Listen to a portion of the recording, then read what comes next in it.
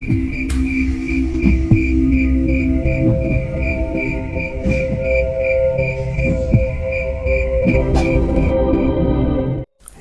itu, di sisi lain, di sebuah rumah yang mewah, terlihat beberapa orang sedang menikmati makan malam bersama. Ayu mulai bisa melupakan kesedihannya sedikit demi sedikit, meski raut wajahnya masih terlihat pucat. "Ayo dimakan, biar badan kamu fit lagi," pinta Lina seraya menyendokkan daging ke piring sang menantu. Ayu mengangguk dengan melemparkan senyum yang terlihat dipaksakan. Sesaat setelah mereka semua menikmati makanan, tiba-tiba Clara menjerit. Ia merasakan sakit yang teramat dalam di bagian dadanya. "Clara, ada apa ini?" tanya Rendra yang duduk di samping adiknya itu. Ia ikut cemas bukan kepalang. Aku ke kamar sebentar, kalian terusin makan aja," pinta Clara dan segera bergegas masuk ke kamar. Ia menuju ke kamar mandi, mengunci pintunya rapat-rapat agar tidak ada seorang pun yang bisa masuk. Dadanya kembali terasa sakit. Ia mengerang, kemudian memuntahkan darah hitam dari mulutnya.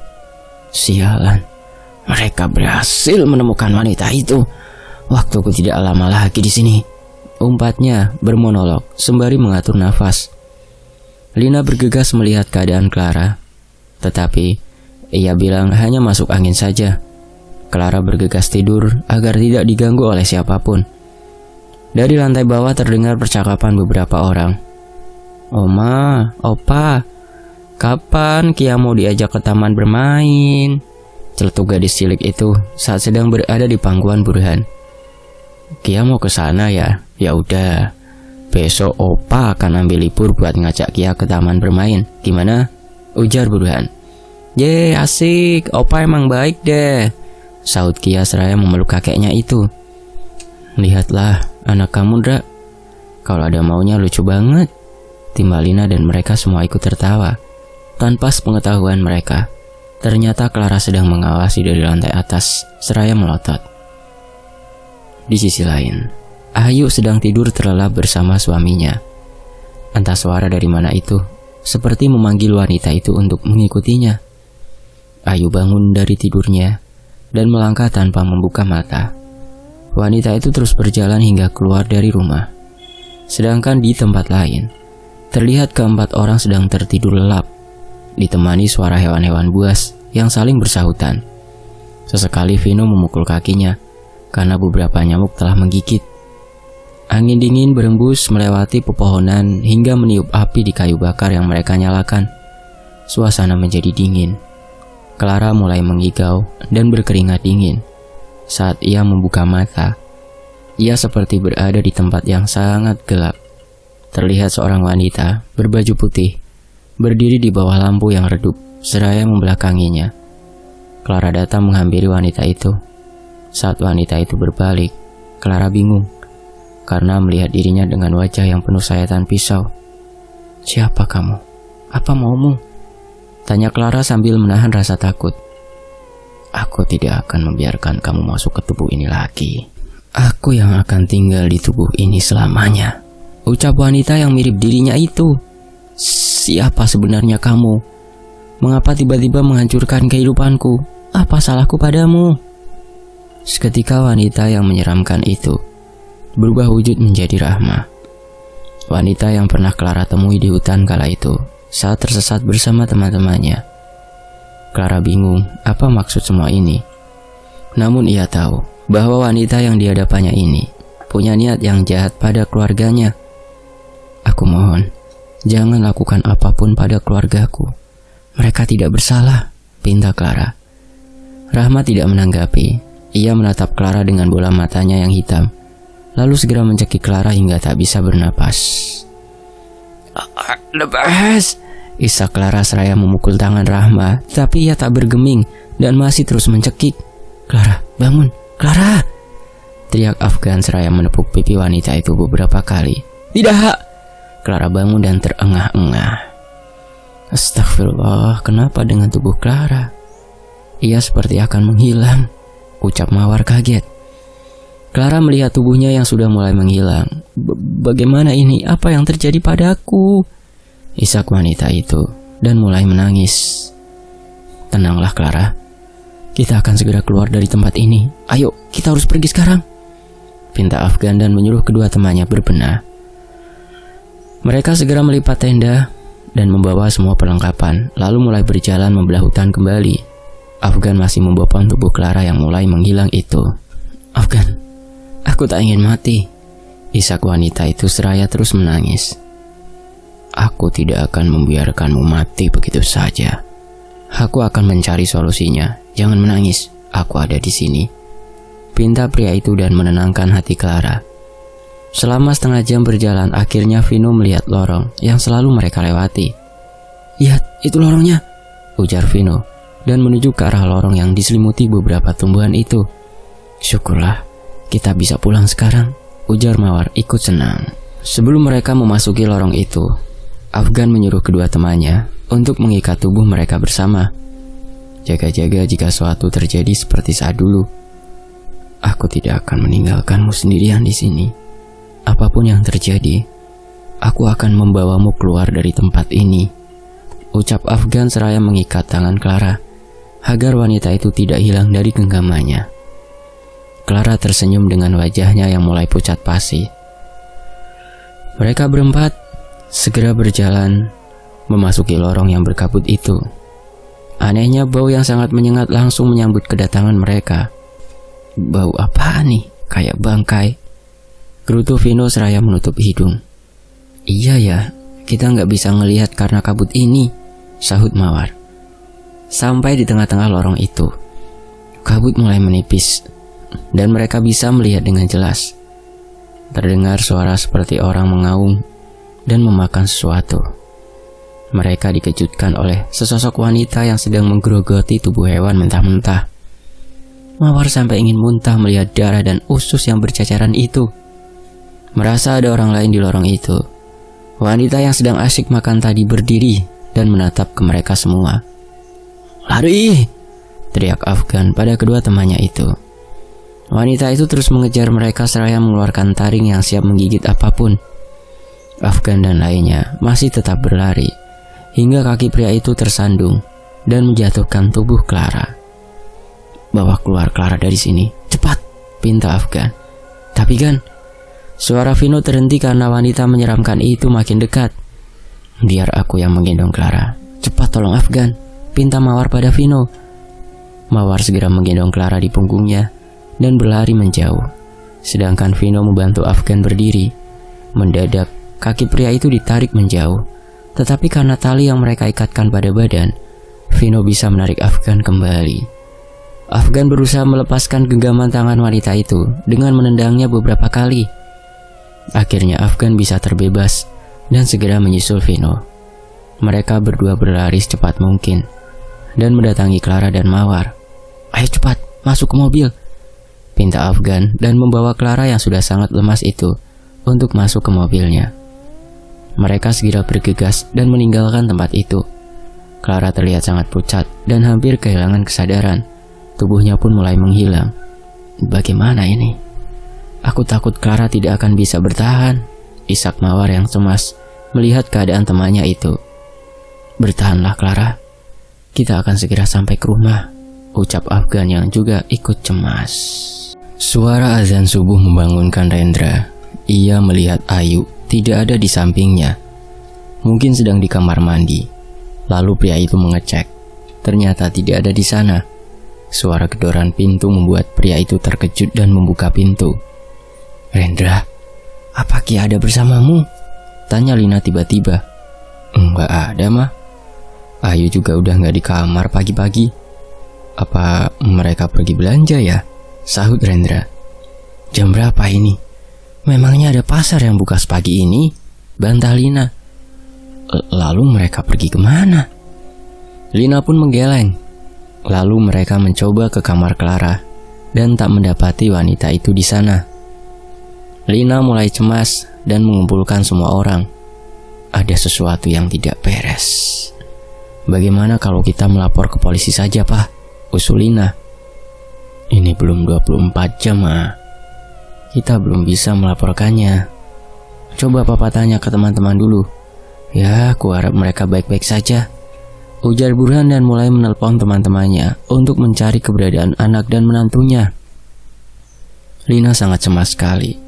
Ia tak tahu apa yang terjadi kepada mereka bertiga. Di sisi lain, piur, Clara menyiram seember air pada muka Ayu agar wanita itu terbangun. Ayu tersentak. Ia melihat sekeliling dan bingung sedang berada di mana. Di mana aku? Tanya wanita itu seraya mengedarkan pandangan, lalu melihat Clara sudah berdiri tegak di hadapannya.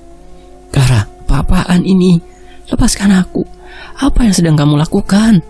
Rintih wanita itu seraya ingin melepaskan ikatan di tangannya. Kamu lupa dengan tempat ini ya? Suara Clara terdengar berbeda. Maksud kamu apa? Lihatlah dan buka matamu. Kita sedang ada di mana sekarang? Bentak wanita itu. Ayu melihat sekeliling. Rumah itu tidak asing baginya. Dari jendela rumah itu terlihat beberapa pohon kelapa yang berjejer. Ayu mulai mengingat dan tahu di mana tempat itu sekarang. Ini nggak mungkin. Bagaimana bisa aku sampai di sini? Gumam wanita itu seraya tak percaya. Rupanya kamu sudah mulai ingat? Ujar wanita yang tadinya berwajah Clara kini mulai berubah. Kamu, bukannya kamu sudah lama menghilang? Bagaimana mungkin? Ucap Ayu yang mengenali wajah Rahma. Kamu kira bisa menyingkirkanku dengan mudah? Kalau malam itu aku tidak berpura-pura mati, mereka pasti masih akan merudah paksaku hingga aku mati di tangan mereka. Umpat wanita itu. Apa maumu sekarang? Rendra sudah menjadi milikku dan kami juga sudah mempunyai anak. Kenapa kamu tidak membiarkan kami hidup dengan tenang? Ucap Ayu. Sebelum aku benar-benar mati, aku tidak akan membiarkan kalian berdua hidup dalam kebahagiaan. Bentak wanita itu. Mendadak ia keluar dari sebuah ruangan dan menghampiri Rahma. Mama, main sama aku yuk, pinta gadis cilik itu dengan manja. Kia, Mama di sini nak. Jangan dekat-dekat sama dia nak. Dia orang jahat, teriak Ayu, tetapi tak dihiraukan sama sekali. Seperti wanita itu tidak terlihat oleh siapapun. Rahma tersenyum puas.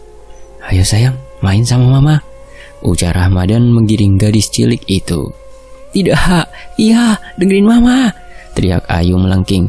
Tapi bocah cilik itu tak menggubrisnya. Di sisi lain, Afgan baru saja sampai di depan rumahnya. Tetapi mereka sudah disambut oleh seorang lelaki berpeci dan juga istri dari pria itu yang sudah berdiri dari tadi di sana. Afgan segera membopong tubuh Clara yang sudah sangat lemas. Astagfirullah, ada apa ini kan? Dari mana saja kalian? Tanya pria itu yang ternyata paman dari Afgan. Paman, kenapa bisa di sini? Afgan ikut bingung. Kenapa pria itu tiba-tiba datang? Pria bernama Haji Akbar itu melihat ke belakang mobil Afgan yang sudah diikuti oleh berbagai makhluk tak kasat mata. Ma, bisa bawa mereka semua masuk ke rumah dan kunci pintu sebentar, biar papa mengurus yang lainnya. Pinta pria itu pada istrinya. Iya pak, sahut Laila sembari menggiring mereka semua masuk ke rumah. Afgan memang tahu bahwa pamannya diberi kelebihan untuk bisa melihat makhluk tak kasat mata. Tetapi ia enggan meminta bantuan kepada beliau karena kesibukan pria itu yang selalu berdakwah di berbagai tempat. Akbar berdiri menatap ke mobil itu. Ia bisa melihat sesuatu yang tidak lazim di sana. Keluarlah sebelum aku memusnahkan kalian semua, bentak pria itu. Makhluk berbadan besar dan bertaring itu mendekat beserta beberapa pocong dan kuntilanak. Mereka sudah mengelilingi Akbar dan siap menerkam pria berpeci itu. A'udzubillahi minasyaitonirrajim. Bismillahirrahmanirrahim. Pria itu membaca beberapa doa membuat semua makhluk itu kepanasan. Allahu Akbar, teriak pria itu dan membuat semua makhluk itu terpental, lalu berubah menjadi abu dan terbang terbawa angin. Sedangkan di dalam rumah, Afgan membaringkan Clara di sofa. Teman-temannya ikut duduk juga. Bagaimana Bibi bisa kemari? Tanya Afgan sekali lagi karena pertanyaannya belum dijawab oleh wanita itu. Kemana kamu pergi selama 2 hari ini? Ibumu sangat khawatir. Beberapa hari ini dia selalu bermimpi buruk dan nomor ponselmu tidak bisa dihubungi. Terpaksa kami berdua harus kesini untuk melihatmu kan? Jelas Laila, Maafkan aku, Bi. Aku lupa untuk memberi kabar pada Mama, ujar Afgan dengan menyesal. Percakapan mereka harus terhenti karena Akbar mengetuk pintu beberapa kali. Laila segera membuka pintu itu. Akbar segera mendatangi Afgan dan teman-temannya. Lepaskan wanita itu, Paman akan memusnahkannya, teriak Akbar dan mengagetkan mereka semua. Jangan Paman, dia ini temanku, tolak Afgan seraya memeluk tubuh Clara. Apa yang kamu bicarakan? Dia itu arwah Afgan, bentak Akbar lebih jelas. Paman, dengarkan kami dulu. Ini tidak seperti yang Paman pikirkan, bantah Mawar membantu melerai keadaan yang panas itu. Maksud kalian apa? Tanya pria itu. Mawar dan Vino kemudian menjelaskan secara detail apa yang sebenarnya terjadi. Dari mereka pertama kali tersesat dan kembali ke rumah. Lalu tentang keadaan Clara saat ini, Akbar sedikit mulai paham dengan ucapan mereka. Jadi, dia arwah yang terpaksa harus keluar dari tubuhnya, ucap Akbar. Iya Paman, benar itu, sahut Afgan. Apakah beberapa hari dia sudah seperti ini? Tanya pria itu lagi. Kurang lebih hampir 3 mingguan Paman, jawab Mawar. Apa? Itu berbahaya. Pantas saja arwahnya akan menghilang. Kita tidak punya waktu banyak. Kita harus mengembalikan arwah ini ke dalam tubuhnya, pinta Akbar. Kalau begitu, kita pergi ke rumah Clara sekarang, ujar Afgan. Mereka semua segera pergi dan menuju ke rumah Clara. Di sana Rendra dan kedua orang tuanya masih berharap cemas karena tak mendengar kabar apapun dari Clara maupun Ayu. Rendra mondar-mandir di depan rumah. Sesekali ia melihat ke jalan, berharap akan ada seseorang yang datang, tetapi nihil. Ia tak melihat siapapun di sana. Ayu, Clara, di mana kalian? Gumam pria itu seraya meneteskan air mata. 2 mobil baru saja terparkir di depan rumah berlantai 2. Terlihat Afgan beserta yang lainnya keluar dari mobil, lalu segera masuk ke rumah itu. Rendra yang saat itu berada di sana ikut bingung melihat mereka semua. Tetapi pria itu melihat Clara yang dibopong oleh seorang pria. Ada apa ini? Tanya Rendra pada mereka semua. Kak Rendra, bisa kami bertemu dengan Clara yang tinggal di rumah ini? Tanya Mawar tiba-tiba dan membuat pria itu makin bingung. Waktu kita tinggal sedikit, bisakah kita berbicara di dalam saja? Pinta Akbar pada pria yang sedang bengong itu. Baiklah, mari masuk ke rumah, ajak Rendra pada mereka semua. Sesampainya di rumah itu, Afgan menceritakan apa yang terjadi. Bahwa Clara yang selama ini tinggal di rumah itu bukanlah Clara yang asli. Mereka semua kaget dan ikut berkata bahwa Clara, Ayu, dan Zaskia juga sudah hilang sejak pagi. Mereka juga tak tahu di mana keberadaan wanita itu. Sepertinya aku tahu di mana mereka semua, ucap Afgan tiba-tiba. Di mana itu, Nak? Tanya Lina penasaran. Aku yakin mereka semua ada di hutan itu, pungkas Afgan. Aduh, sarang iblis itu lagi, gerutu Vino. Kita harus ke sana sekarang, Paman, pinta Afgan. Tidak bisa. Hari sudah malam dan itu sangat berbahaya. Aku harus menolong wanita ini dulu. Aku yakin malam ini dia akan datang untuk memusnahkan ruh Clara agar ia bisa hidup di dalam tubuhnya, pungkas Akbar. Baiklah, apa yang harus kita lakukan, Paman? Tanya Mawar. Aku juga ingin membantu Anda. Apa yang bisa saya bantu? Aku ingin semua keluargaku kembali, pinta Rendra. Akhirnya malam itu mereka semua bermalam di rumah Burhan. Para wanita akan tidur di kamar Lina, sedangkan yang lain tidur di kamar Rendra. Afgan dan pamannya akan berjaga di kamar Clara. Gan, aku harus membuka mata batinmu, karena sebentar lagi arwah wanita ini akan segera menghilang. Hanya dengan mata batin kamu bisa melihatnya, jelas pria itu. Baiklah, aku sudah siap, Paman, sahut Afgan. Sebelum itu Paman ingin mengingatkanmu. Jika mata batinmu sudah terbuka, kamu bisa melihat makhluk-makhluk itu. Jangan terlena dan tetaplah berdoa. Mengerti? Pinta Akbar pada keponakannya itu. Baik, Paman, aku mengerti. Mereka lalu duduk berhadapan. Akbar terlihat membaca beberapa doa, kemudian menutup mata Afgan dengan tangan, lalu perlahan melepasnya. Buka matamu, Gan. Afgan kemudian membuka matanya perlahan. Ia masih belum melihat apapun. Hanya terlihat asap putih sedang berkeliaran mengelilingi mereka. Tetaplah fokus pada wanita ini, Gan, pinta Akbar. Baik, Paman, sahut Afgan. Clara terbaring di atas ranjang dan mengerang kesakitan. Badannya sudah tak terlihat lagi, tetapi Afgan masih bisa melihat menggunakan mata batin. Di kamar lain, terlihat para wanita berkumpul di sana. Lina sangat cemas sekali dengan keadaan anaknya. Mawar bisa melihat itu. "Tante yang sabar ya. Pasti Clara segera kembali seperti biasa. Percayalah tante," ujar Mawar menguatkan wanita itu. "Iya nak, terima kasih," sahutnya. Di tempat lain, Rahma mengganti bajunya dengan jubah berwarna merah.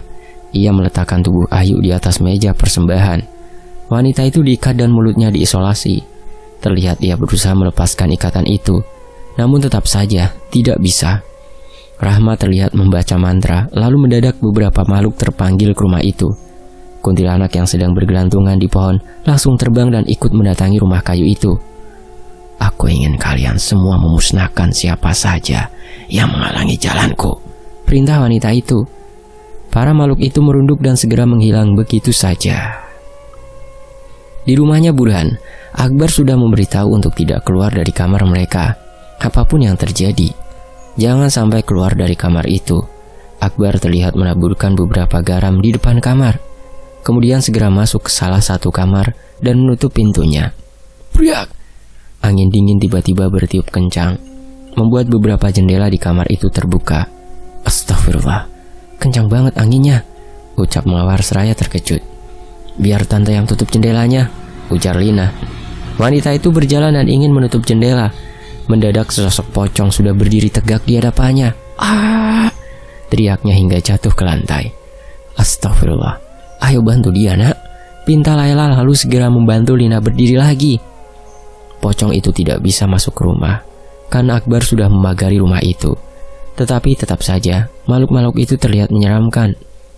Terlihat sosok bayangan hitam sudah berdiri di depan jendela kamar Rendra. Mereka semua terkejut melihat makhluk yang mengerikan itu. Kenapa genderuwo itu bisa sampai ke sini? Gerutu Vino menahan takut. "Makhluk apa itu? Aku belum pernah melihat sebelumnya," tanya Burhan yang tak pernah percaya dengan hal mistis. "Apa mereka bisa melukai kita?" tanya Rendra. "Ambil garam. Tadi Paman Akbar menyuruh kita untuk menyiram garam jika mereka ingin masuk ke kamar ini," pinta Vino. Mereka segera mengambil beberapa garam dan melemparkan ke pinggir jendela hingga makhluk itu lenyap dari sana. Mawar juga segera mengambil garam yang memang sudah mereka persiapkan. "Ini tante, kita harus melempar garam ini agar mereka pergi dari sini," ucap Mawar. Mereka bertiga langsung melemparkan garam-garam itu ke muka pocong yang sedari tadi menatap mereka dengan melotot. Setelah pocong itu pergi, Laila langsung menutup jendela itu rapat-rapat. "Syukurlah mereka akhirnya pergi," ujar Lina merasa lega. Jendela di kamarnya Clara mendadak terbuka. Angin dingin dari luar sempat menerbangkan beberapa kertas di kamar itu. Afgan segera memunguti kertas-kertas yang berserakan itu, sedangkan Akbar berjalan untuk menutup jendela. Tiba-tiba, sebuah usus langsung melilit di leher pria itu dan mencekiknya. Rintih Akbar. "Paman kenapa?" teriak Afgan dan segera membantu pria itu. Dari arah jendela terlihatlah sesosok kepala tak berbadan. Ususnya menjuntai keluar. Wajahnya hitam dan bertaring. Ia sudah siap ingin menggigit leher Akbar. Namun Afgan dengan cepat memukul kepala itu menggunakan sapu yang ada di sana. Akbar segera merogoh pisau kecil yang ia kantongi dan memotong usus itu. Darah pun bercucuran dari sana. Akbar segera menutup jendela itu kembali. "Apa itu tadi paman? Sangat menyeramkan," ucap Afgan. "Itu salah satu dari mereka," saut pria itu seraya mengatur nafasnya kembali. Sesosok wanita terlihat berdiri tepat di samping ruh Clara. Wanita itu segera mencekik ruh itu agar segera mati. Afgan bisa melihat itu. "Siapa kamu? Lepaskan dia!" teriak Afgan. Afgan langsung melemparkan tasbih yang ia pegang ke tubuh sosok itu. Ia mulai kepanasan dan segera menghilang. "Afgan, jaga Clara. Paman akan berdoa untuk mengusir mereka semua," pinta pria itu. "Baik paman." Afgan berdiri di samping ruh Clara yang masih mengerang kesakitan, sedangkan Akbar duduk bersila dan membaca doa. Ia menghentakkan tangannya beberapa kali ke lantai kamar itu, membuat semua makhluk yang berada di sana kepanasan. Mereka mengerang dan langsung pergi dari rumah itu. Di sisi lain, Rahma mengambil darah ayam hitam yang ia taruh di dalam baskom. Kemudian ia menuangkan darah itu ke atas badan Ayu sebagai ritual penyembahan. Saat wanita itu sudah siap mengambil keris dan akan menancapkan pada jantung Ayu, mendadak ia merasakan sakit di tubuhnya. "Oh!" rintih Rahma dan menjatuhkan keris itu. "Sialan, siapa yang berani-beraninya melawanku?" bentak wanita itu dengan beringas. Ia tak kuat menahan rasa itu, lalu segera pergi masuk ke kamar. Ruh Rahma keluar dari badan Clara yang selama ini ia tinggali, lalu masuk ke badannya sendiri yang sedang terbaring di atas peti. "Ah!" teriak wanita itu mengerang kesakitan. Sementara itu azan subuh berkumandang, menandakan pagi telah datang. Setelah melakukan sholat berjamaah di kamar Clara, sekaligus mendoakan wanita itu, mereka semua berkumpul di meja makan. Kebetulan Mbok Darmi baru saja datang karena kemarin pulang kampung. Wanita tua itu kaget karena banyak orang di rumah. Lina akhirnya menceritakan semuanya pada Mbok Darmi agar wanita itu mengerti. "Ya, yang sabar ya. Semoga masalah ini cepat selesai," ujar Mbok Darmi. Beberapa hidangan seperti roti bubur sudah terhidang di atas meja untuk santapan mereka semua. "Bagaimana dengan keadaan anak saya sekarang?" tanya Buran. "Ruhnya sudah kembali, tetapi hari ini kita harus menemukan tubuhnya sebelum sesuatu yang buruk terjadi lagi," jelas Akbar. "Saya akan ikut Anda. Saya juga ingin menemukan anak dan istri saya," timpal Rendra. "Baiklah, setelah ini kita akan berangkat," sahut Akbar. Sebelum pergi, Afgan melihat keadaan Clara yang masih terbaring di atas ranjang. Pria itu mengelus rambut Clara yang hitam pekat. "Berhati-hatilah, aku tak ingin kamu terluka," pinta Clara. "Aku akan membawa tubuhmu kembali. Bertahanlah sampai saat itu," sahut Afgan. Clara mengangguk dengan senyum pucat di wajahnya. Afgan mengecup kening wanita itu lalu segera pergi. Akbar juga menyuruh para wanita yang menjaga Clara untuk membacakan ayat-ayat suci Al-Quran agar ruh wanita itu tetap berada di sana. Akhirnya keempat pria itu yang pergi ke hutan. "Gan, padahal aku pengennya gak ikut karena mau ngejaga para wanita di rumah," seletuk Vino. "Ada ayahnya Kak Rendra di rumah. Kamu gak perlu khawatir, Vin," sahut Afgan.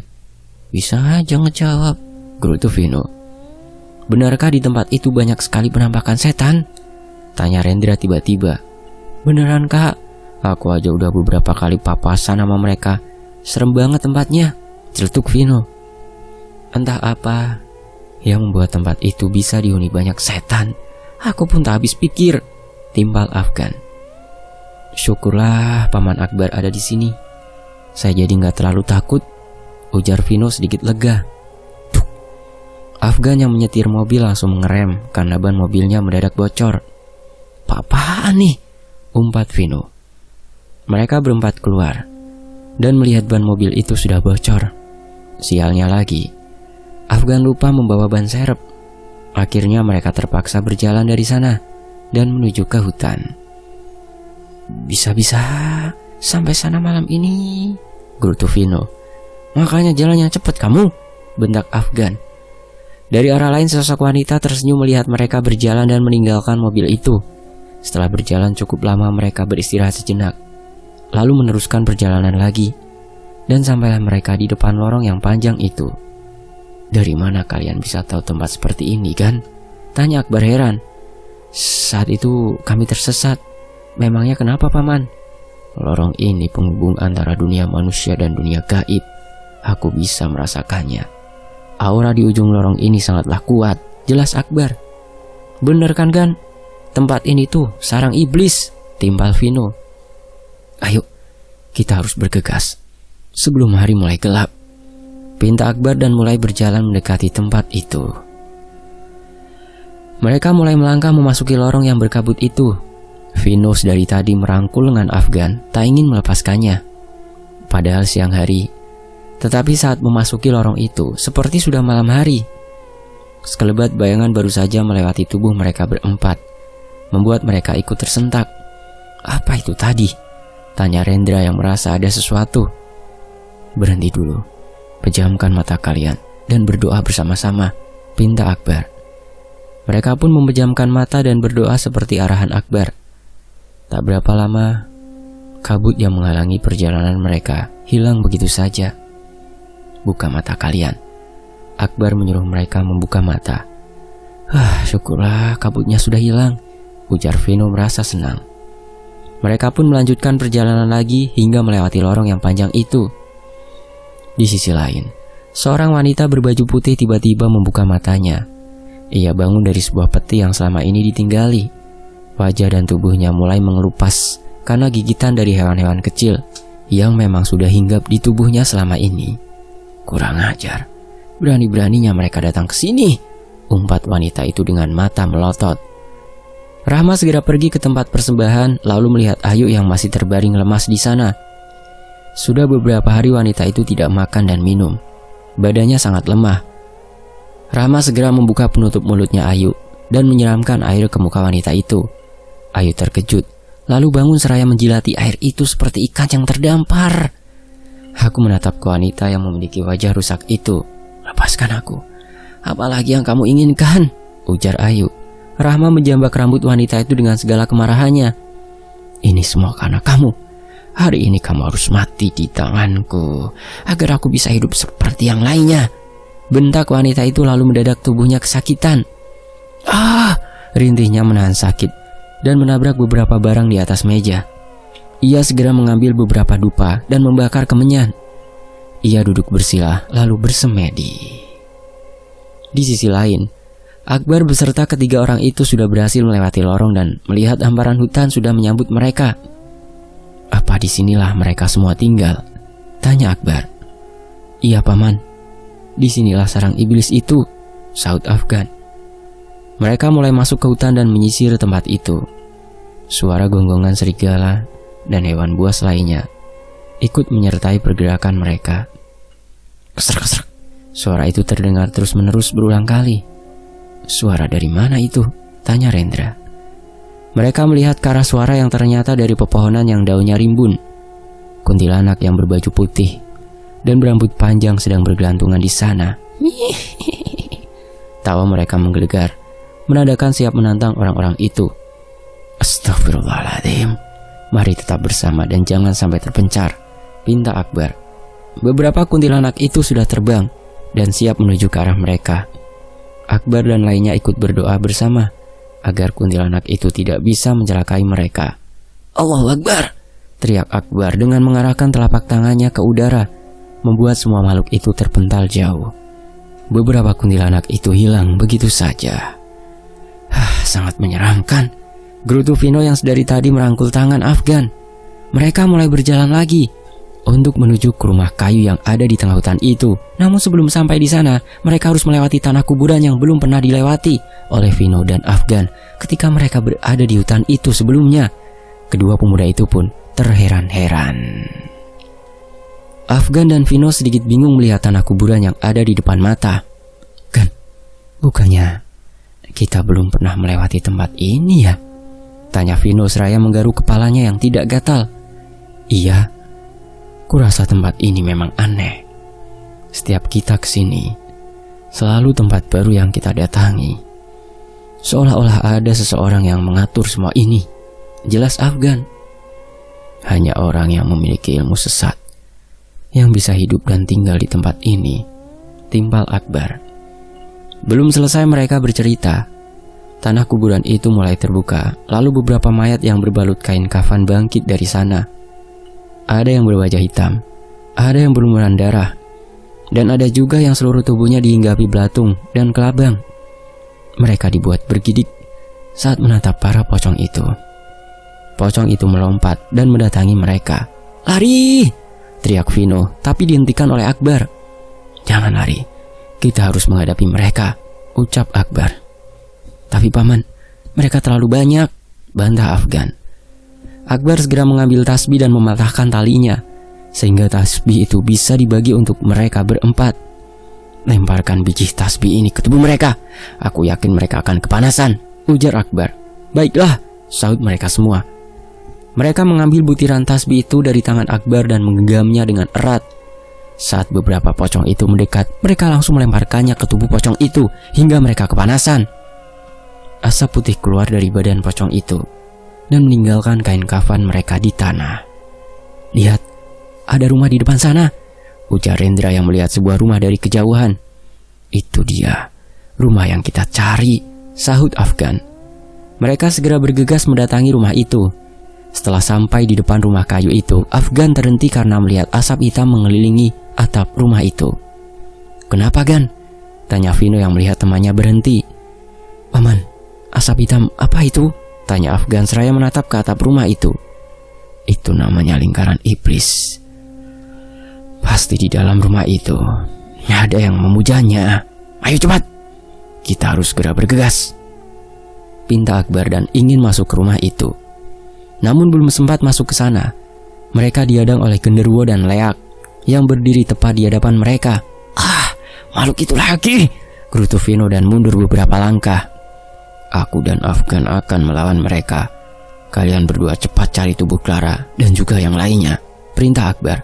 "Baik," saut mereka dan pergi melewati pintu belakang. Leak mengeluarkan gigi taringnya dan terbang ke leher Akbar. Tetapi pria itu bisa menahan gigitannya. Genderuwo itu juga ikut menarik kaki Afgan hingga ia terseret. Teriak pria itu karena berada dalam cengkraman genderuwo yang bertubuh besar itu. Akbar segera melemparkan kepala leak itu ke tanah.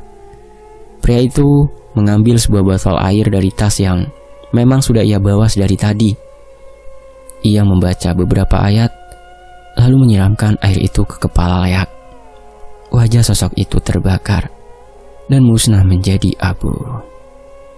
Lalu ia segera menolong Afgan yang dibawa oleh genderuwo. Akbar menyiramkan air itu ke tubuh makhluk berbadan besar itu. Makhluk itu mengerang karena kepanasan, lalu lenyap dan menjatuhkan Afgan di tanah. Di sisi lain, Rahma langsung muntah darah. "Sialan mereka," umpat wanita itu dan mengusap darah hitam dari mulutnya. Ia segera berdiri dan mengambil keris. Wanita itu sudah siap menusuk jantung Ayu yang sudah tak berdaya itu. "Kali ini kamu harus mati," ucap Rahma seraya menancapkan keris itu. Priak! Keris itu tiba-tiba terlepas karena lemparan kayu dari seseorang. "Siapa yang berani-beraninya menggangguku?" teriak wanita itu karena sangat marah. "Rahma, benarkah ini kamu?" ucap Rendra yang mengenali wajah wanita itu walau sebagian telah rusak. "Bagaimana bisa kamu sampai ke tempat ini?" tanya wanita itu dengan heran. "Aku tak menyangka kalau kamu yang melakukan semua ini," tegas Rendra. "Ini semua karena ulah wanita ini. Kamu gak akan tahu apa yang sudah ia lakukan padaku," isak wanita itu. "Tapi tetap saja kamu tidak boleh membalas kami seperti ini," sahut Rendra. "Aku tidak akan membiarkan kalian hidup dengan tenang selama aku masih hidup di dunia ini," ucap wanita itu dan pergi dari sana. "Rahma, tunggu Rahma!" teriak Rendra dan ingin menyusul Rahma. "Pa!" Ayu memanggil suaminya untuk datang. Rendra akhirnya membiarkan Rahma pergi lalu memilih membantu istrinya. "Mama, kamu gak apa-apa kan?" tanya Rendra seraya memeluk tubuh istrinya yang lemah itu. Di kamar lain, Vino sedang berjalan dan membuka pintu kamar satu persatu. Cekrek! "Ih, serem banget sih, mana aku sendirian lagi," gumam pria itu seraya melihat sekeliling. Lalu matanya berhenti saat melihat sebuah kaki manusia yang terbaring di atas ranjang. "Aduh, itu kaki manusia apa kaki setan ya? Tapi kok mulus?" celetuk Vino. Ia berjalan perlahan dan mendekat untuk melihat siapa pemilik kaki itu. "Astagfirullah, Clara!"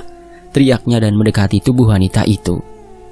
Ia segera menggendong Clara dan pergi dari kamar itu untuk menemui yang lainnya.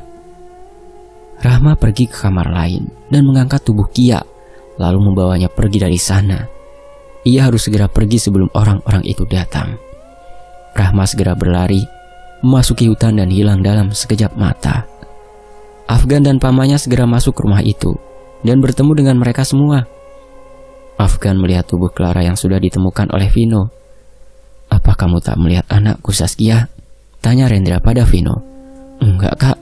Gak ada siapapun di kamar itu," sahut Vino. "Sini, biar aku yang gendong, Vin, pinta Afgan dan menggendong tubuh Clara. Bagaimana mungkin? Lalu di mana anakku? Rintih Ayu lalu kehilangan kesadarannya karena terlalu lelah. Mama, teriak Rendra. Anakmu mungkin dibawa oleh wanita itu. Kita harus kembali sekarang, karena kedua wanita ini harus segera ditolong, usul Akbar. Akhirnya mau tak mau mereka pergi dari rumah itu. Rendra ikut menggendong tubuh istrinya yang sudah pingsan. Mereka melewati lorong lalu mencari mobil tumpangan. Untung saja ada mobil pick up yang bisa mereka tumpangi. Sesampainya di rumah, mereka sudah disambut oleh Lina dan juga yang lainnya. Akbar segera melakukan ritual untuk mengembalikan ruh Clara ke dalam tubuhnya. Sedangkan Burhan memanggil dokter pribadi untuk datang lalu memeriksa keadaan Ayu. Kedua wanita itu pun segera mendapat pertolongan. Lalu mereka semua izin pamit pulang ke rumah masing-masing. Besok Afgan dan teman-temannya akan datang kembali. Rendra dan Burhan sangat berterima kasih pada mereka yang mau menolong semua keluarganya.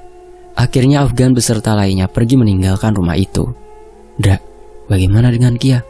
Apa kalian tidak menemukannya? Tanya Lina. Rendra menggeleng lalu mengusap wajahnya. Maaf Ma, aku tidak bisa menemukan Kia. Wanita itu sudah membawanya pergi entah kemana. Isak Rendra. Kamu yang sabar ya sayang, kita pasti akan menemukannya, ujar Lina menenangkan hati anak lelakinya. Di sisi lain, Ayu terlihat berlari tergesa-gesa sambil menggendong Kia. Tubuhnya pun penuh luka. Wanita itu tak bisa bertahan lebih lama lagi karena harus keluar dari hutan tempat persembunyiannya selama ini. Dengan kekuatannya yang sudah hampir menipis itu, ia berhenti di belakang rumah seorang warga. Ia bersembunyi sebentar di sana. Sebuah mobil tampak berhenti di depan rumah itu. Lalu seorang pria yang tak lain adalah Rendra segera mengetuk pintu rumah itu beberapa kali. Dari dalam rumah seorang wanita membukakan pintu. Kamu? Wanita parubaya itu tampak heran dengan siapa yang ada di hadapannya. Rendra tak menjawab ucapannya dan langsung nyelonong masuk ke rumah. Rahma, di mana kamu? Keluar. Aku sudah datang ke sini. Jangan bersembunyi kamu. Kembalikan anakku. Rahma, teriak pria itu. Apa-apaan kamu Rendra? Apa kamu sudah gila? Rahma tidak ada di sini. Sudah lama dia menghilang, bantah Dina, ibu dari Rahma. Tante gak usah berbohong ya. Saya tahu Rahma masih hidup dan sekarang dia sudah menculik anak saya, isak pria itu. Kamu lihat sendiri adakah Rahma di sini? Pulanglah, jangan bikin gara-gara di sini, usir wanita itu agar Rendra pergi dari rumahnya. Rendra akhirnya pergi dengan tangan kosong karena tak menemukan yang ia cari. Dina menutup pintu rapat-rapat, lalu duduk dan memikirkan perkataan Rendra tadi. Bruk! Suara benda jatuh dari dapur mengagetkan wanita itu. Suara apa itu? Gumam Dina lalu melangkah ke dapur dan melihat beberapa ekor ayam yang ia pelihara sudah lepas dari kandang. Terlihat seorang wanita berambut panjang sedang menggerogoti leher ayam itu layaknya makanan saja. Siapa kamu? Tanya Dina dan mengagetkan wanita itu. Rahma menatap ke wanita yang berdiri di depan pintu itu. Dina sangat terkejut. Rahma, itu kamu nak? Tanya wanita itu seraya mendekatinya. Di sebuah kamar yang lampunya agak redup, Dina membaringkan tubuh Kia di atas ranjang. Siapa anak kecil ini? Dan kenapa keadaanmu menjadi seperti ini, nak? Tanya Dina merasa bingung. Rahma pun menceritakan semuanya. Ia berkata bahwa gadis itu anak dari Rendra dan Ayu. Ia juga mengatakan bahwa karena Ayulah yang membuat kondisinya menjadi seperti ini. Rahma ingin membalas dendam kepada keluarga mereka. Rahma, kenapa kamu masih menyimpan dendam? Ibu sangat bersyukur karena kamu bisa kembali lagi ke rumah. Sudahlah nak, jangan diperpanjang masalah ini, pinta Dina. Tidak bisa bu, mereka yang membuatku seperti ini. Setidaknya aku harus menghukum mereka. Aku minta tolong bu, jaga anak ini ya. Aku akan segera kembali setelah memulihkan kekuatanku, pinta Rahma. Dina tak bisa menolak permintaan anaknya. Sebelum pergi, Rahma memberikan sebotol cairan. Itu harus diteteskan setiap pagi pada air yang diminum Kia. gunanya untuk menghapus ingatan Kia pada keluarganya. Rahma pun pergi meninggalkan rumah itu, lalu kembali ke dalam hutan. Di sisi lain, Rendra kembali ke rumah dan sudah disambut oleh ibunya. "Bagaimana, Ndra? Apa Kia ada di sana?" tanya Lina penasaran. "Tidak ada, Ma. Aku tak menemukan siapapun di sana," sahut pria itu dengan wajah kecewa. "Kia, di mana kamu sayang? Kia!" Ayu berteriak-teriak sembari mencari anaknya. Mereka segera mendatangi kamar wanita itu.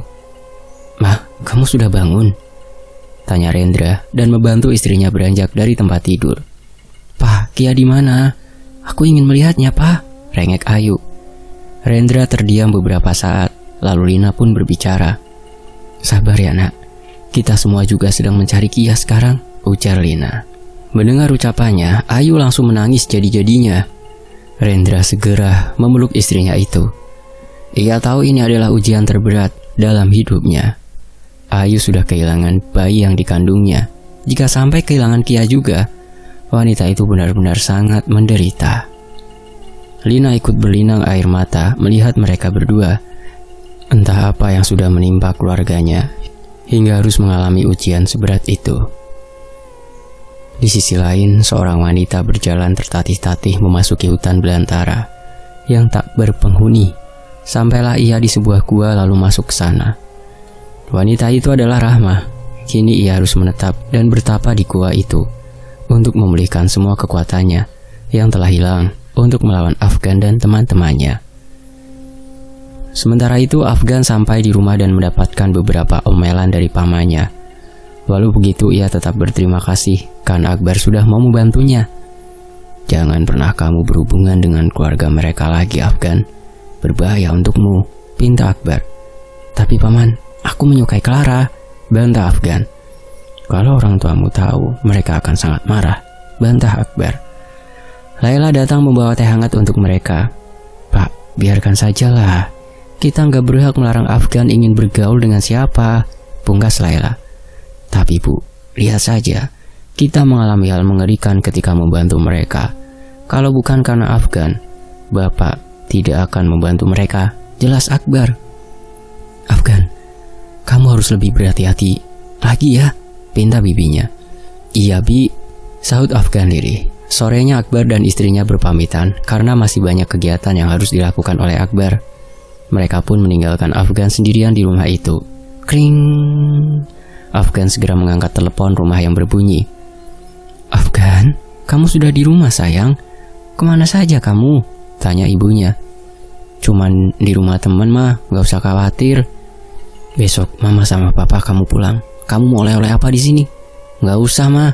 Ya udah sampai ketemu lagi ya," ujarnya seraya mematikan panggilan. Afgan segera masuk ke kamar dan membersihkan diri. Ia merasa sangat lelah karena beberapa hari ini tidak tidur sama sekali. Sehabis mandi, ia langsung merebahkan tubuhnya di atas ranjang. Priak! Jendela kamarnya tiba-tiba terbuka tertiup angin. Pria itu bangun lalu beranjak ingin menutup jendela. Samar-samar matanya melihat sosok wanita yang sedang menatapnya dari kejauhan. Afgan mengusap-usap matanya, namun sosok itu sudah lenyap entah kemana. Sementara itu, Clara bangun dari tidurnya dan juga membersihkan diri.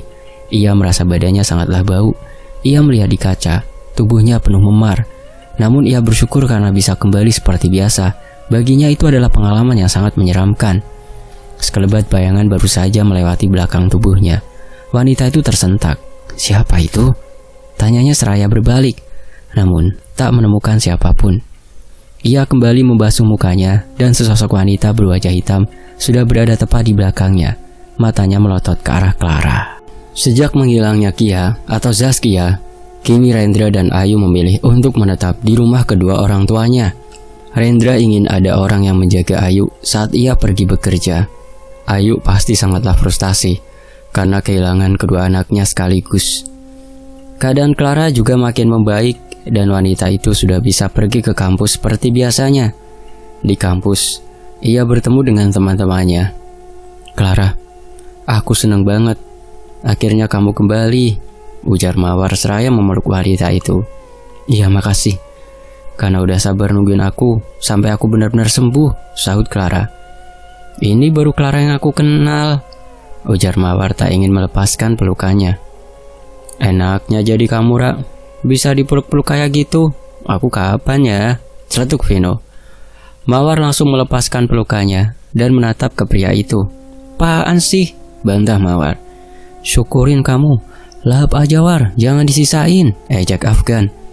Wah, dasar temen gak berperi kemanusiaan kamu, bentak Vino. Afgan tidak menyahut, lalu duduk di depan Clara. Gimana keadaan kamu? Apa sudah baikan? Tanya Afgan.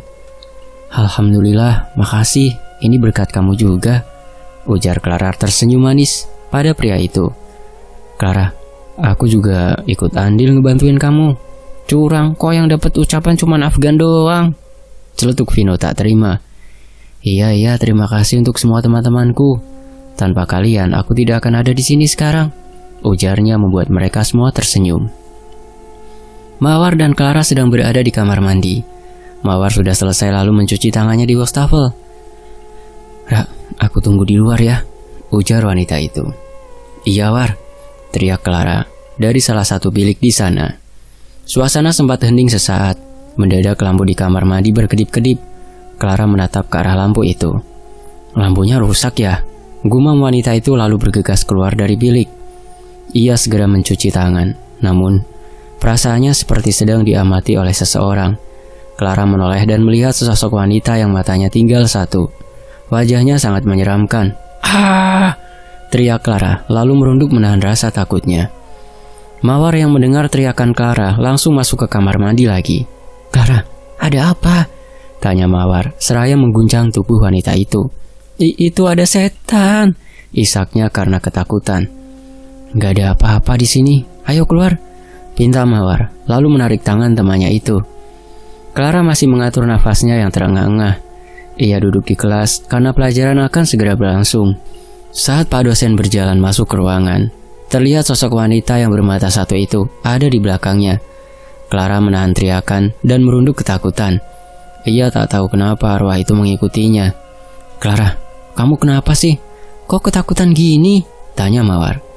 Clara mulai berkeringat dingin dan entah kenapa kepalanya terasa pusing. War, Clara langsung pingsan sebelum menyelesaikan perkataannya. Clara!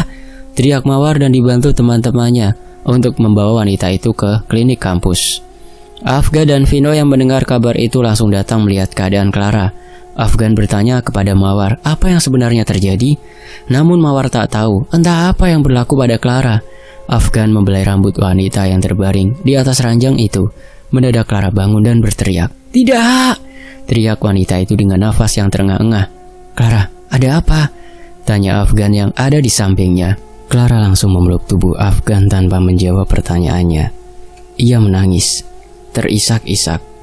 Afgan menepuk bahu wanita itu dan berharap ia segera tenang. Beberapa saat kemudian Clara mulai tenang. Wanita itu bercerita kepada teman-temannya bahwa sedari tadi ia diikuti oleh setan. Serius Clara? Di mana? Tanya Vino penasaran. Di kamar mandi sama di kelas tadi, isak wanita itu. Pantas aja kamu begitu ketakutan, timbal Mawar. Sepertinya aku harus bertanya kepada pamanku dulu. Tunggu sebentar ya, ujar Afgan lalu keluar ruangan. Afgan segera menelpon pamannya. Kebetulan saja langsung diangkat oleh pria itu. Ia bertanya perihal Clara yang dihantui oleh setan. Lalu Akbar berkata, kemungkinan karena ruh Clara pernah keluar dari tubuhnya, maka ia bisa melihat setan. Bagaimana cara mengatasinya paman? Tanya Afgan. Aku sedang di luar kota sekarang. Kamu bisa menjaga wanita itu bukan? Aku juga sudah memberikan sebuah kotak berisi beberapa barang untuk menangkal setan. Apa kamu belum melihatnya? Maaf paman, mungkin aku lupa. Terima kasih paman. Afgan mematikan panggilan itu. Ia menggaruk-garuk kepalanya yang tidak gatal. Aku benci berurusan dengan setan. Gerutu pria itu lalu berjalan menemui teman-temannya. Gimana Gan? Pamanmu bilang apa? Tanya Vino. Beliau sedang di luar kota dan enggak bisa kesini. Biar aku yang akan menjaga Clara, sahut Afgan. Bukannya mata batinmu juga belum ditutup ya Gan? Tanya Mawar. Iya belum kok. Tapi mereka tidak mendatangiku, sahut Afgan. Belum kali Gan, jangan senang dulu kamu, bantah Vino. Clara, pulang kampus ini ke rumahku dulu ya, pinta Afgan. Ayo mau ngapain kamu, bantah Vino. Nih anak, udah kan kamu jaga Clara ya, aku ke kantin sama Vino dulu, ujar Mawar dan meninggalkan mereka berdua. Tapi aku masih mau di sini War, tolak Vino. Mawar menarik paksa tangan Vino agar keluar dari ruangan itu. Afgan dan Clara menggeleng melihat kelakuan temannya itu. Afgan mendekati Clara dan memegang bahunya. Kamu gak perlu takut, aku akan selalu menjagamu Clara, ujar Afgan. Makasih kan, sahut Clara lalu memeluk tubuh pria di depannya itu. Afgan membelai rambut Clara beberapa kali. Sesosok wanita berwajah hitam menatap mereka berdua dari kejauhan. Matanya melotot seakan tak menyukai kedekatan mereka berdua. Saat pulang kuliah, Clara mampir ke rumah Afgan. Pria itu mempersilahkan wanita itu duduk di sofa. Afgan mengambil sebuah kotak yang ada di kamar, lalu ikut duduk bersama wanita itu. Kotak apa ini Gan? Tanya Clara penasaran. Afgan membuka kotak kecil itu dan isinya tasbih, keris kecil, dan beberapa botol air.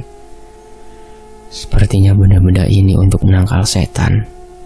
Aku lihat pamanku menggunakan ini waktu itu, ujar Afgan. Syukurlah kalau itu benar, sahut Clara. Afgan mendekati Clara lalu mengalungkan tasbih itu untuknya. Kuharap tasbih ini bisa membantumu, ujar Afgan seraya mengibaskan rambut wanita itu. Clara tersenyum manis pada Afgan. Pria itu mulai mendekat untuk mencium bibir Clara. Bibir mereka hampir saja bersentuhan, namun seseorang membuka pintu rumah dan membuat mereka berdua salah tingkah. Afgan, kamu sudah di rumah? Tanya wanita itu yang ternyata ibunya Afgan. Sudah mah, baru aja nyampe, sahut Afgan seraya menggaruk kepala karena malu. Bukannya wanita ini Clara ya? Tanya Harry, ayahnya Afgan. Iya om, saya Clara, sahut wanita itu seraya tersenyum malu. Kamu terlihat cantik, mirip seperti ibumu, ujar Harry. Memangnya om kenal mama saya? Tanya Clara. Ibumu teman kami saat SMA. Apa dia tak pernah bercerita padamu? Timbal Sarah ibunya Afgan. Clara hanya menggeleng. Karena merasa suasana agak canggung, Clara akhirnya berpamitan. Kok nggak makan malam di sini dulu? Pinta Sarah. Makasih tante, lain kali saja, tolak wanita itu. Pah, mah, aku antar Clara pulang dulu ya, ujar Afgan. Hati-hati di jalan ya, sahut Sarah. Afgan segera mengantarkan Clara pulang ke rumah. Bok Darmi terlihat sedang mencuci sayur untuk makan malam. Mendadak sekelebat bayangan terasa melintas di belakangnya. Wanita itu berbalik, namun tak mendapati siapapun di sana. Ayu sedang duduk sendirian di atas ranjang, sembari membuka album foto milik Kia. Wanita itu meneteskan air mata karena begitu merindukan anaknya. Mama kangen sama kamu, Kia. Entah bagaimana keadaanmu sekarang, gumam wanita itu seraya memeluk album foto milik Kia. Mendadak sebuah bola yang biasa dimainkan oleh Kia menggelinding ke arah kakinya. Ia lalu mengangkat bola itu. Wanita itu melihat sekeliling, tetapi tak ada orang. Kok bisa ngegelinding sendiri? Aneh, gerutunya. Mendadak bola itu berubah menjadi kepala yang berlumuran darah. Spontan saja Ayu langsung melemparkan benda berbentuk bulat itu. Teriaknya ketakutan. Ia segera mencari ponsel dan ingin menelpon Rendra, suaminya. Belum sempat ia berbicara, wajah Ayu didekap oleh sebuah tangan yang berkuku tajam. Ayu ketakutan hingga terjatuh ke lantai. Sesosok tubuh tak berkepala datang mendekati wanita itu. Ayu berteriak-teriak meminta tolong. Namun, suaranya seperti tak terdengar oleh siapapun. Sosok itu langsung mencekik Ayu, hingga wanita itu kesakitan. Lina yang saat itu datang untuk membawakan buah, terkejut melihat menantunya ada di lantai dan seperti kesakitan. Ayu, ada apa ini nak? Tanya Lina ikut khawatir. Namun Ayu masih tak bisa bersuara dan selalu memegangi lehernya. Lina merasa sangat cemas. Bok, tolong cepat kesini Bok, teriak Lina kepada pembantunya. Bok Darmi langsung berlari karena mendengar teriakan majikannya. Astagfirullah, kenapa ininya? Tanya Mbok Darmi. Cepat panggil dokter, Mbok, pinta Lina. Baiknya, tunggu sebentar, sahut wanita itu. Lalu segera mengambil ponsel dan menelpon dokter pribadi yang selalu memeriksa keluarga itu. Clara dan Afgan baru saja tiba di depan gerbang rumah berlantai 2 itu. Sampai ketemu besok ya, ujar Afgan. Iya, aku masuk dulu ya, sahut Clara. Clara membuka pintu mobil dan ingin keluar. Namun Afgan menghentikannya. Maafkan aku soal tadi ya, ujar pria itu tersenyum malu. Iya, gak usah dibahas, bikin malu aja, celetuk Clara. Afgan masih menatap wanita itu hingga masuk rumahnya. Baru saja Clara masuk, terdengar teriakan dari lantai atas, tepatnya di kamar Rendra, kakaknya. Ada apa ya? Gumam wanita itu seraya bergegas ke lantai atas. Ia melihat Ayu sedang mengerang kesakitan. Ibunya ikut membantu menenangkan wanita itu. Ada apa ini, Mah? Tanya Clara. Mama juga gak tahu. Tiba-tiba aja Ayu menjadi seperti ini, sahut Lina. Mata Clara berkeliling, lalu dikagetkan dengan sesosok tubuh yang tak berkepala, yang sudah berdiri tegak di depan pintu kamar mandi. Astagfirullahaladzim, ujarnya sembari menutup mulut menahan teriakan. Clara langsung melepaskan tasbih yang Afgan berikan tadi, kemudian mengalungkannya ke leher Ayu. Wanita itu langsung pingsan begitu saja. Ayu, teriak Lina. Ayu segera dibaringkan di atas ranjang. Dokter pun sudah datang untuk memeriksa kondisi wanita itu. Rendra ikut pulang karena ditelepon oleh ibunya. Bagaimana bisa ini terjadi? Apa yang sudah menimpa istriku, Mah? Tanya Rendra. Ibunya hanya menggeleng cepat. Rendra kemudian berbicara dengan dokter. Pria berjas putih itu mengatakan bahwa Ayu hanya kecapean dan sedikit stres.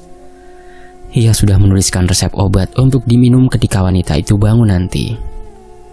Setelah itu, Mbok Darmi mengantarkan dokter tadi sampai ke depan rumah. Tak berapa lama mobil Burhan masuk ke pekarangan dan terparkir di garasi. Ia juga sudah mendapatkan kabar tentang Ayu. Bagaimana keadaan Ayu sekarang? Tanya Burhan. Ia sudah lebih tenang, Pak, jawab Lina. Syukurlah kalau begitu. Lina membawa Clara ke halaman belakang. Ia ingin bertanya suatu hal pada anaknya itu. Clara, apa yang kamu kalungkan pada Ayu tadi? Tanya wanita itu penasaran. Itu tasbih pemberian pamannya Afgan. Tadi sore dia yang memberikannya padaku, sahut Clara. Mama masih belum mengerti apa kegunaan dari tasbih itu. Kenapa tiba-tiba Ayu baik-baik saja ketika ia memakainya? Tanya Lina penasaran. Clara memegang tangan ibunya itu. Mah, rumah kita ini sudah gak aman.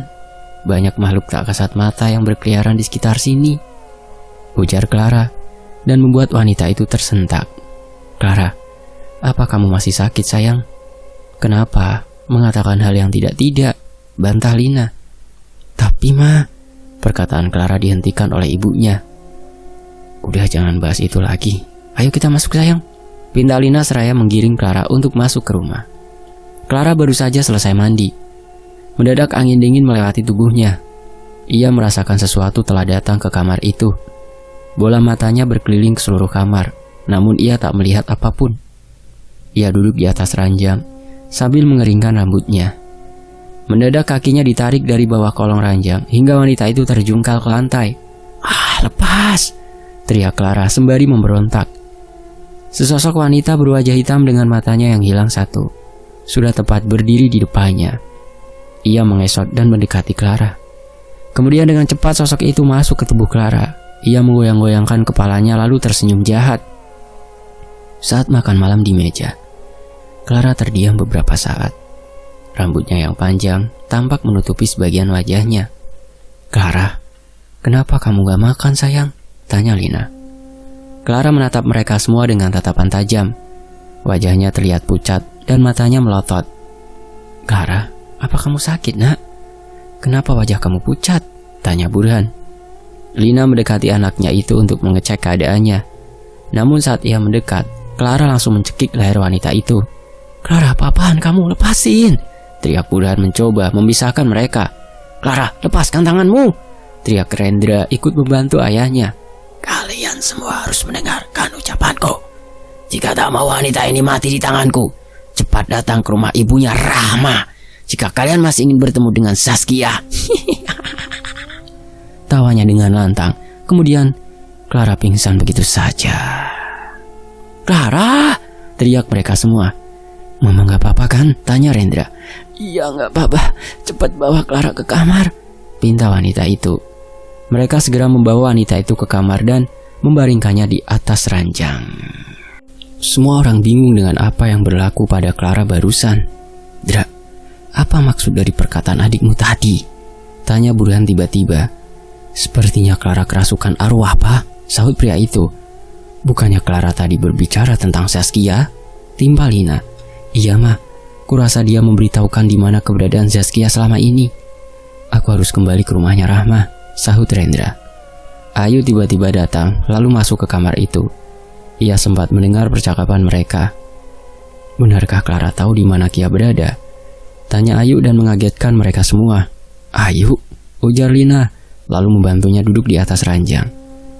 "Mama istirahatlah saja dulu. Papa akan pergi menjemput Kia," ujar Rendra. "Aku ikut, Pak. Aku ingin sekali bertemu Kia," rintihnya. Karena Ayu memaksa untuk ikut, maka Rendra terpaksa membawanya. Lina dan Burhan tetap menjaga Clara di kamar wanita itu. Di sisi lain, Rahma membuka matanya seketika. Wanita itu terlihat sangat marah. "Biadab, berani-beraninya setan itu berbuat masalah denganku. Aku tak akan melepaskannya," umpat wanita itu seraya berdiri. Sesosok wanita yang wajahnya rusak dan matanya hampir terlepas terlihat berlari tergesa-gesa. Namun tiba-tiba Rahma sudah berdiri tepat di hadapannya. "Mau lari kemana kamu? Berani-beraninya kamu melawanku," bentak Rahma.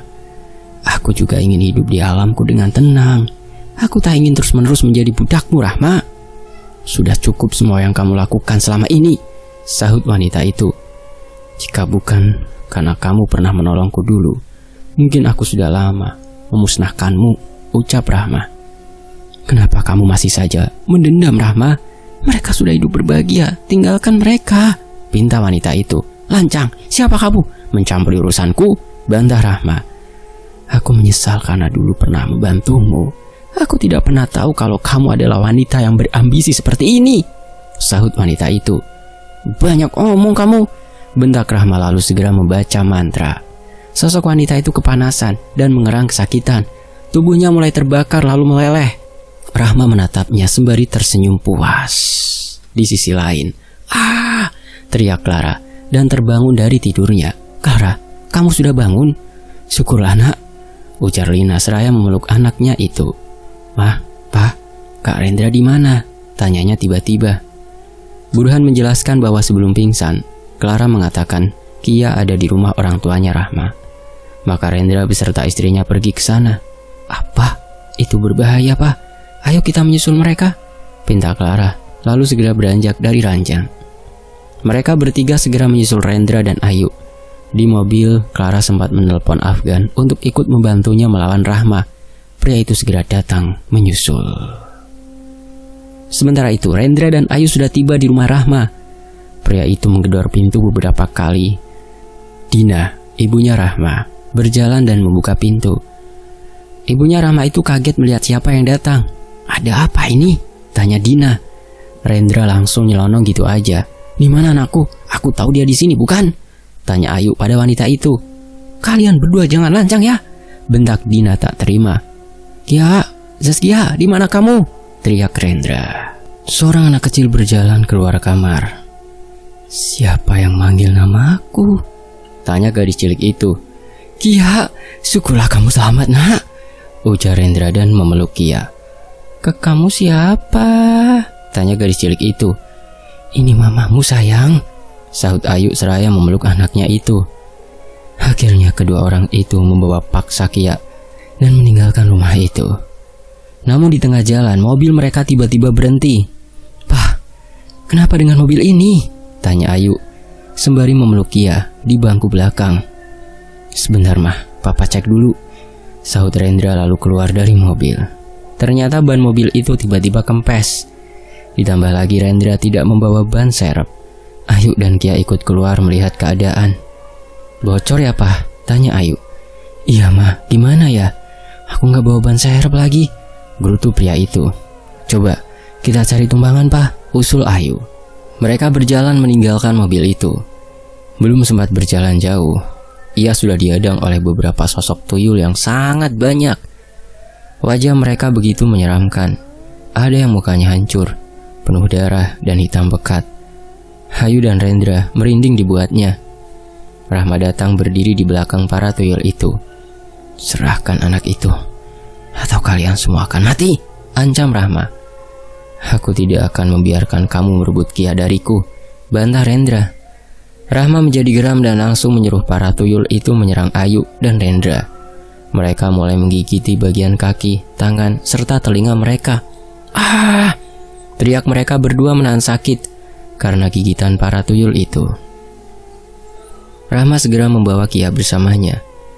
Tak berapa lama terlihat percikan air yang langsung membinasakan semua tuyul-tuyul itu. "Kak Rendra, Mbak Ayu, kalian gak apa-apa kan?" tanya Clara, yang datang bersama kedua orang tuanya dan juga Afgan. "Sialan, berani-beraninya kalian menghalangi jalanku," bentak wanita itu. "Kurasa sudah saatnya kamu mengakhiri semua ini. Jika tidak, aku yang akan melawanmu," tantang Afgan. Rahma sudah bersiap mengeluarkan kekuatannya. Ia memanggil beberapa makhluk pengikutnya, seperti pocong dan juga kuntilanak. Berbekal doa yang diajarkan oleh pamannya, Afgan mampu melawan mereka. Dikala Afgan sibuk melawan para pocong itu, Rahma mempunyai kesempatan. Ia segera menarik tubuh Ayu, lalu mencekik wanita itu. Ayu merontak kesakitan. Rendra menyusul kedua wanita itu. "Rahma, tolong lepaskan istriku, aku mohon," isak Rendra. "Dia yang sudah membuatku seperti ini, Mas," bentak Rahma. Rendra langsung berlutut di hadapan mereka berdua. "Aku yang sudah menyuruh preman itu untuk menculikmu, Rahma. Akulah yang bersalah. Ayu tidak ada kaitannya dengan semua ini," isak Rendra dan membuat Rahma tersentak. "Aku benar-benar minta maaf padamu, Rahma. Aku yang sudah tamak akan harta yang dimiliki keluarganya Ayu, sehingga aku membuangmu begitu saja. Maafkan aku, Rahma," isak pria itu lagi. Semua orang mendengar perkataan pria itu, ikut terkejut. Rahma melonggarkan cekikan pada leher Ayu.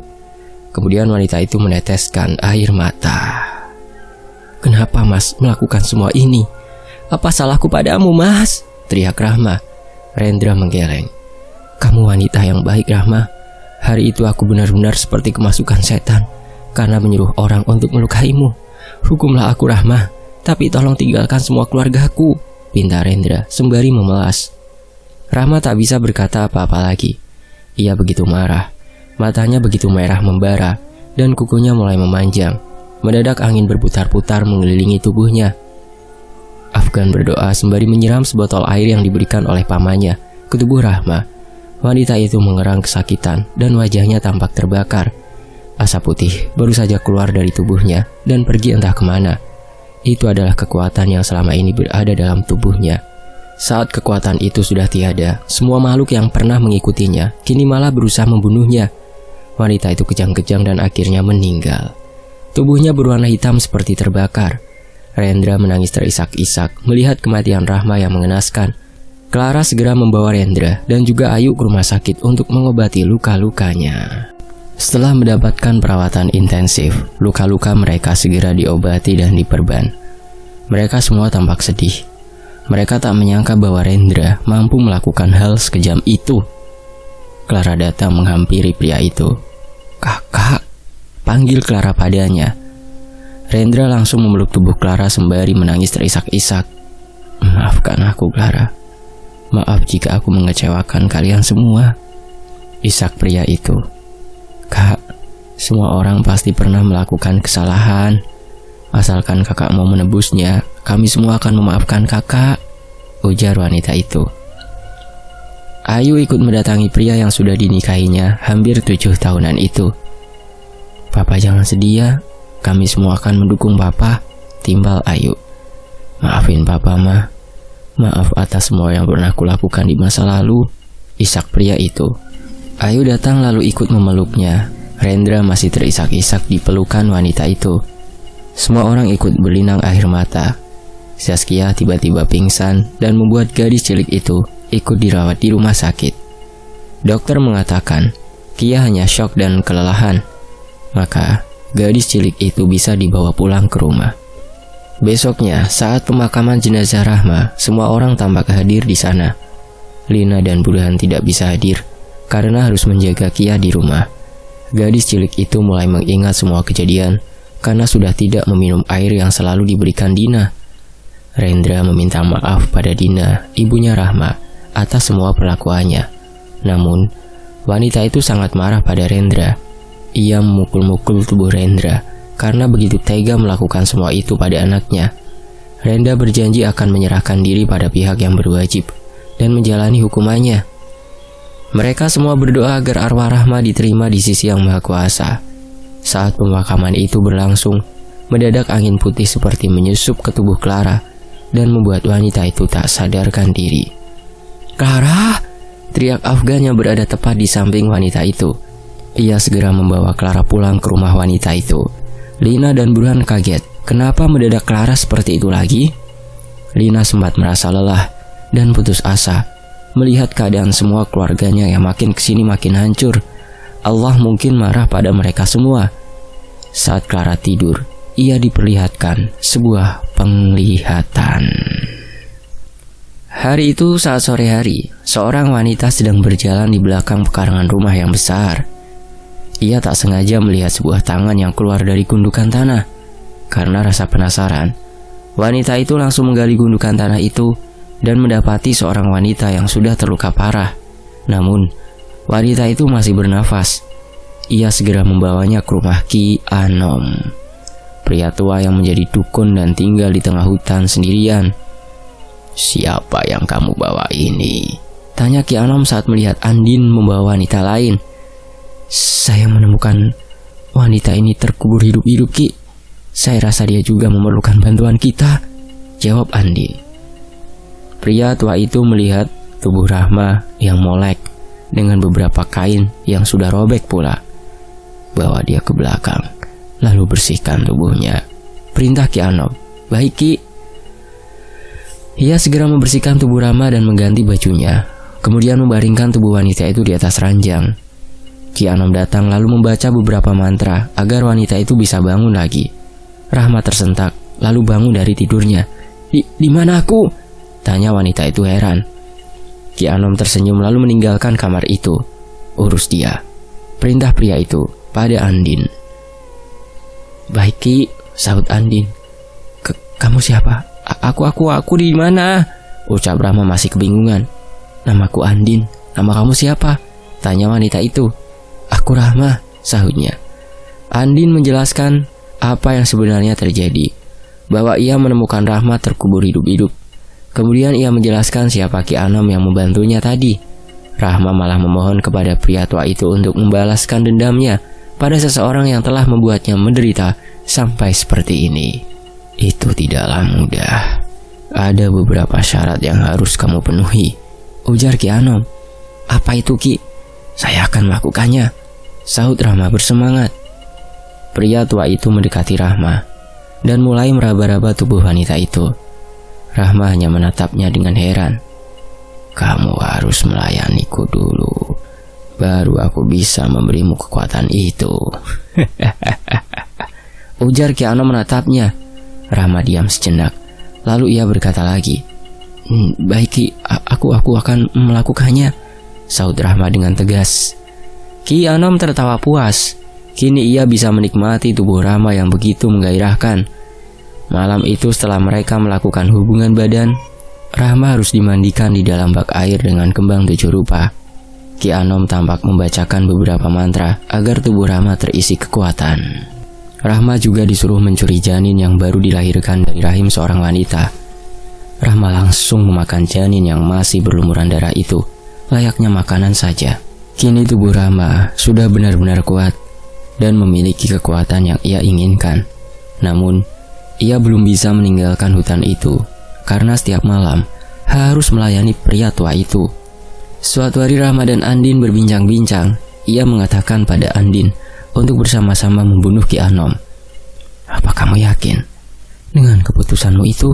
Itu sangat berbahaya," ujar Andin. "Apa kamu mau setiap hari melayani pria tua itu? Aku benar-benar gak tahan," umpat Rahma. "Lalu apa rencanamu?" tanya Anggi. Rahma tersenyum jahat, lalu membisikkan sesuatu pada telinga Andin. Suatu hari, Andin yang biasanya memberikan sarapan pada Ki Anom terlihat gugup. "Kenapa kamu gemetar seperti itu? Kamu sakit ya?" tanya Ki Anom. "Enggak, Ki, Ini makanannya, sahut Anggi menyodorkan sepiring nasi beserta air. Ki Anom memakan nasi itu tanpa merasa curiga sama sekali. Namun beberapa saat kemudian, leher pria itu seperti dicekik. "Apa yang kamu berikan padaku ini?" rintih pria tua itu. "Hahaha, rasakan pria tua, sebentar lagi kamu akan mati dengan racun itu," tawa Rahma yang tiba-tiba masuk ke ruangan itu. "Kamu..." rintih Ki Anom menahan sakit.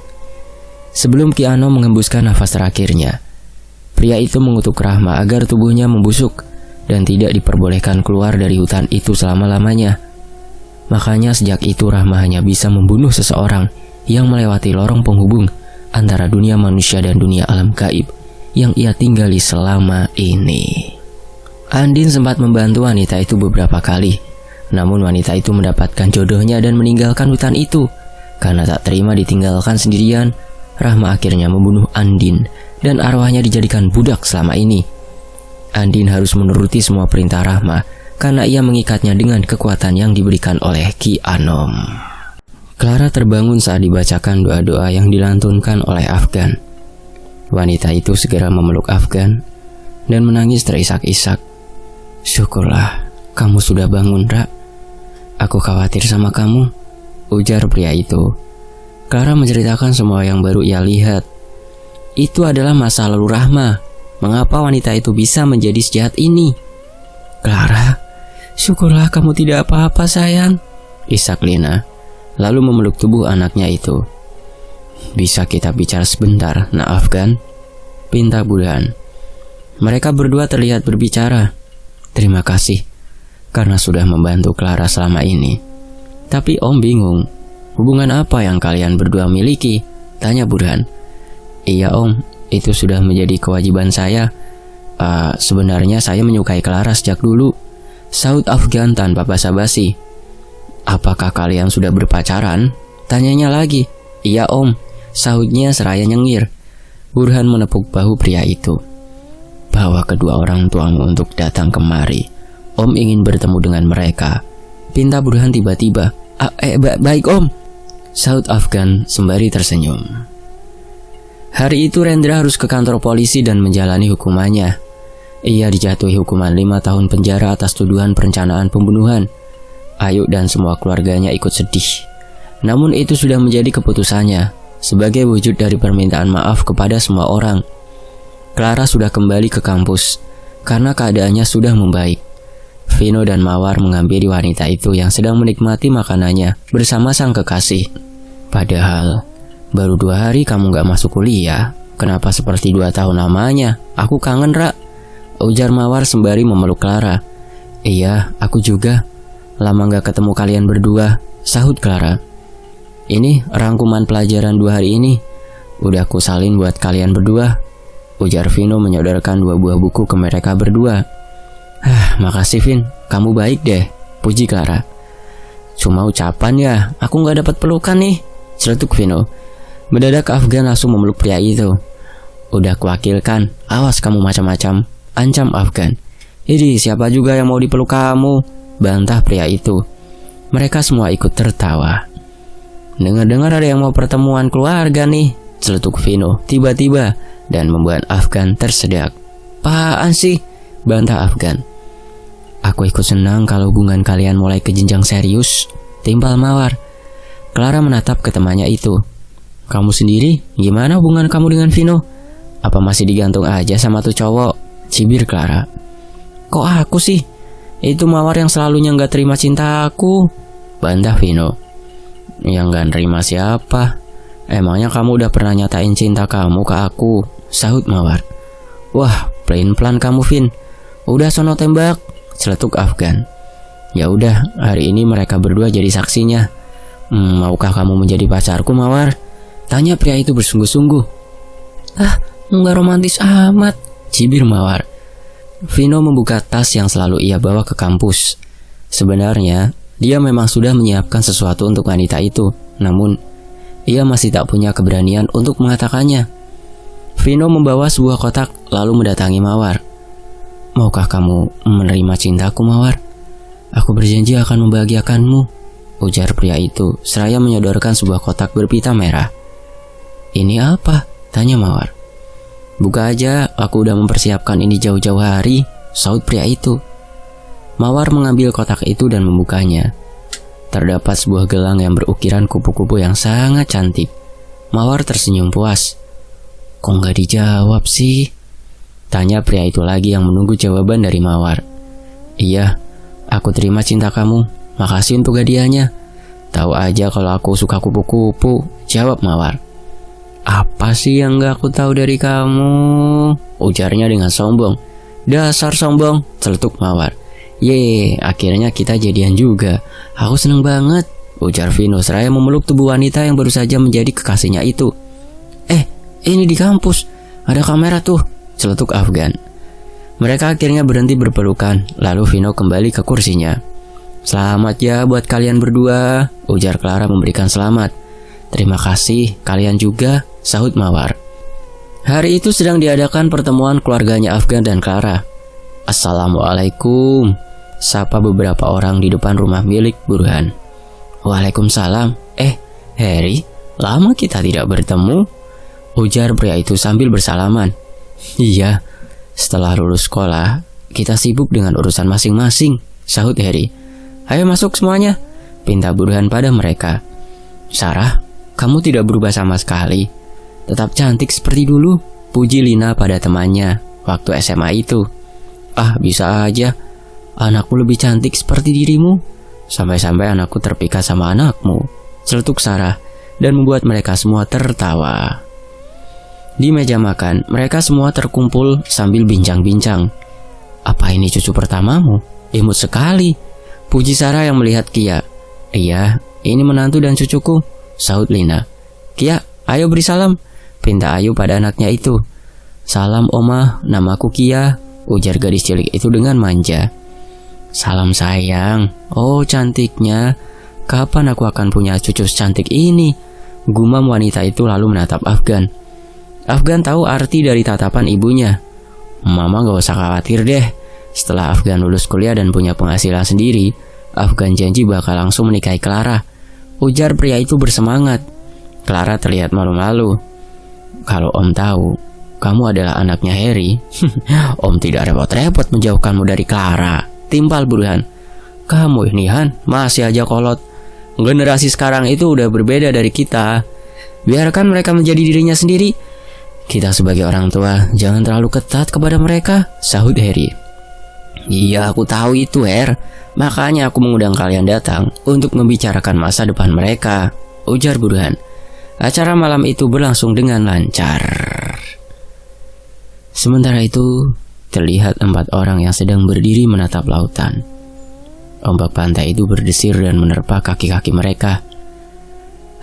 Aku lama gak ke pantai. Makasih Gan, udah ngajak kita semua ke sini, ujar Mawar. Ayo kita berenang sayang, pinta Vino sembari mengangkat tubuh kekasihnya lalu membawanya ke dalam air. Clara tersenyum melihat tingkah mereka. Afgan merangkul tubuh kekasihnya dari belakang.